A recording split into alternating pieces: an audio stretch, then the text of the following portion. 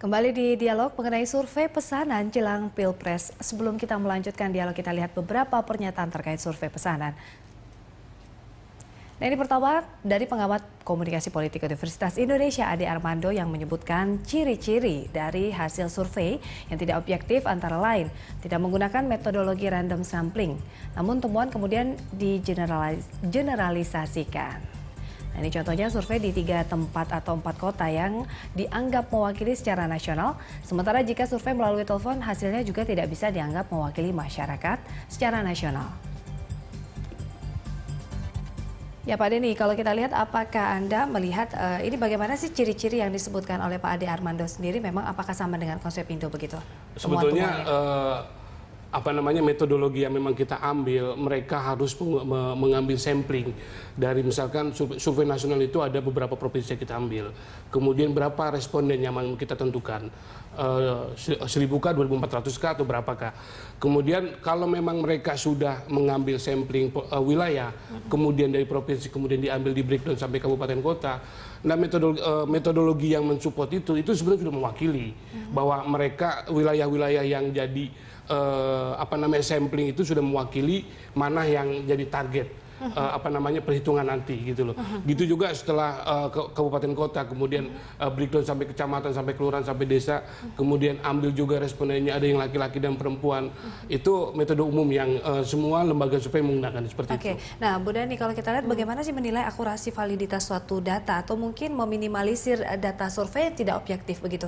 Ini sambil kita lihat juga ini ada menurut KPU dari grafis kita yang akan kita tayangkan ini ada ancaman di mana pidana terhadap penerbitan data survei yang tidak objektif ini, seperti yang dikatakan salah seorang komisioner KPU Sigit Pamungkas.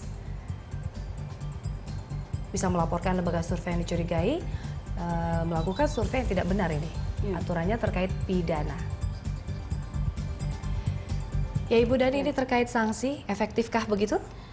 Iya, ini memang ini agak susah juga kalau ada pidana-pidana seperti itu ya, karena ini kan masalahnya survei itu kegiatan dia kegiatan ilmiah yang mestinya memang dibungkus dengan kode etik ilmiah. Itu di satu sisi, karena kalau urusan pidana ini kan berarti bisa saja mencederai satu kegiatan yang sebetulnya sifatnya itu partisipasi gitu ya. Jadi ini makanya agak kemarin kan beberapa asosiasi lembaga survei kan mengajukan judicial review ke Mahkamah Konstitusi kan kekhawatiran bahwa ini satu kegiatan yang semestinya ilmiah, objektif untuk menggali melihat pendapat masyarakat terkait dengan satu event tertentu itu menjadi dikriminalisasi kan seperti itu. Itu makanya kita juga tidak melawan kegiatan-kegiatan seperti itu. Tapi masalahnya adalah ketika lembaga survei khususnya adalah survei politik itu bisa digunakan sebagai alat kampanye politik. Nah, ini sensitifnya di situ. Jadi itu yang menjadi masalah krusial ya, Ibu. Ya, itu yang menjadi harus kita bedakan survei kegiatan ilmiah yang sudah baku, sudah standar patokannya. Tadi seperti Pak Ade, kutipan Pak Ade itu mengatakan bahwa iya, kalau dia melakukan survei dan dia ingin betul-betul menggambarkan populasi, maka itu dia harus melakukan random acak ya. Jadi responden itu harus dipilih secara acak, bertingkat, dan ada kriteria-kriteria tertentu seperti itu. Jadi misalnya kalau dia pemilih ya harus usia 17 tahun ke atas, tidak bisa di bawah itu menjadi responden. Nah, kita kan ini kan juga kalau ingin mengakali kan bisa saja di situ.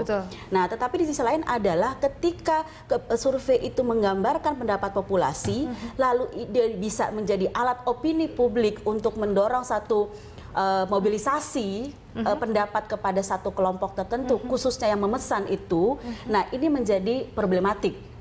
Nah, masalahnya adalah mungkin catatannya adalah sebaiknya lembaga survei itu mengumumkan pertanyaannya apa. Jadi ketika satu pendapat katanya bahwa saat ini tingkat elektabilitas pasangan calon ini sekian, itu kan sudah dalam bentuk agregat itu, tapi pertanyaan untuk sampai kepada itu kan bisa. Artinya ketika pertanyaannya cenderung leading ya, misalnya apakah Bapak Ibu setuju dengan pasangan ini? Itu responden kan berbeda ketika pertanyaannya setuju. Kita langsung, nah jadi artinya Ibu ada juga kalau dikatakan untuk menjaga objektivitas dari lembaga survei begitu Ibu, dari mungkin tadi sanksi pidana itu terlalu tinggi, apakah hanya cukup dikenakan kode etik, sanksi kode etik begitu? Iya, artinya kan itu tidak bisa serta-merta dia diseret ke pidana karena tanggapan dari Pak Denny. Betul, sebetulnya dengan sanksi sosial yang dia sudah melakukan, sebetulnya fenomena ini bukan baru ini. Ada beberapa tahun yang lalu juga melakukan seperti ini, udah lama. Bahwa ada lembaga survei yang melakukan mengutak-atik data dengan untuk kepentingan sesaat gitu loh. Mungkin kepentingannya mungkin dia dibayar lebih atau sebagainya. Karena menggiring opini untuk memilih pasangan salah satu calon gitu loh. Tapi kalau memang sampai ke pidana, sanksi sosial bahwa lembaga itu perlu dipertanyakan lagi. Ini publik juga harus tahu. Jangan dipakai lagi lembaga itu untuk melakukan survei. Artinya blacklisted by public begitu. Boleh, ya, akan menjadi seperti itu. Betul. Begitu. Nah kalau kita lihat ini Pak Denny, saran Anda atau mungkin kritisi akreditasi terkait dari lembaga, mungkin akreditasi yang terpenting ya, bahwa lembaga survei ini apakah masuk ke dalam asosiasi lembaga survei atau harus melakukan screening, controlling begitu? Sebetulnya asosiasi itu juga sekarang ini sudah ada, tapi memang mereka juga berafiliasi dengan lembaga survei yang besar gitu. Tetapi ini juga kan ciptaan mereka juga gitu loh, bahwa untuk kepentingan apa sebetulnya di sana. Tapi pada saat harus ada kontrol, ya memang harus ada regulasi yang atur itu, bahwa semua lembaga survei harus masuk asosiasi. Kalau memang perlu campur tangan KPU untuk membuat asosiasi sendiri, karena untuk kepentingan politik di sini ya, mereka membuat asosiasi sendiri, kemudian mendaftarkan, dan mereka akan memberikan regulasi bahwa yang nanti lakukan pekerjaan survei itu adalah mereka yang punya standarisasi seperti apa. Sehingga ya kalau memang perlu KPU lah buatkan asosiasi itu, sehingga campur tangannya pemerintah itu ada gitu.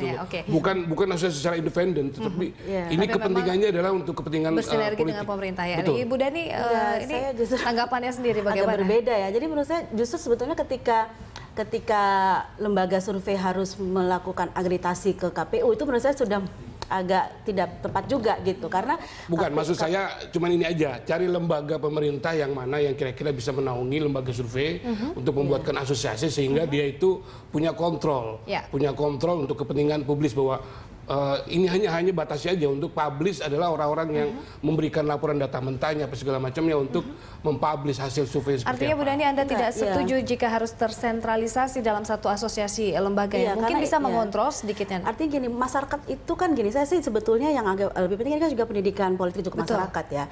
Artinya masyarakat tuh dia akan menerima informasi dari mana saja. Dia akan punya self assessment sendiri.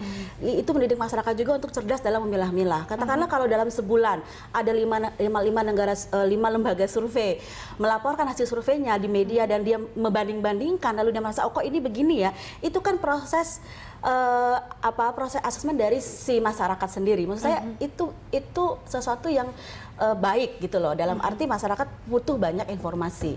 Nah persoalannya adalah yang ini kan ini wilayah internal lembaga survei yang harus dibereskan oleh lembaga survei itu sendiri. Jadi ada ranah yang berbeda di sini. Publik ketika menerima informasi ya dia akan menimbang-nimbang.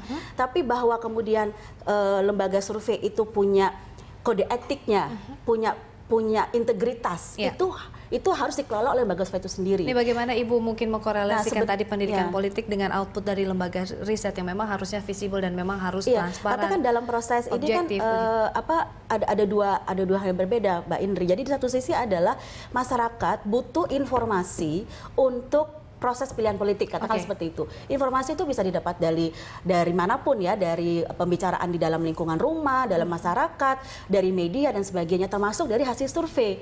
Hasil survei itu positif saja kalau dia direspon gitu kan. Persoalannya adalah sekarang ketika banyak lembaga survei yang melakukan hasil survei, yang penting dia adalah sekarang dia harus publikasikan cara memperoleh data bagaimana. Baik, kita harus jeda dulu Ibu, kita akan bahas ini bagaimana menilai akurasi validitas satu data dan meminimais tadi data-data yang tidak visible, tidak sahih begitu ya. Kita bahas pada ini di segmen berikutnya, kami akan kembali pemirsa.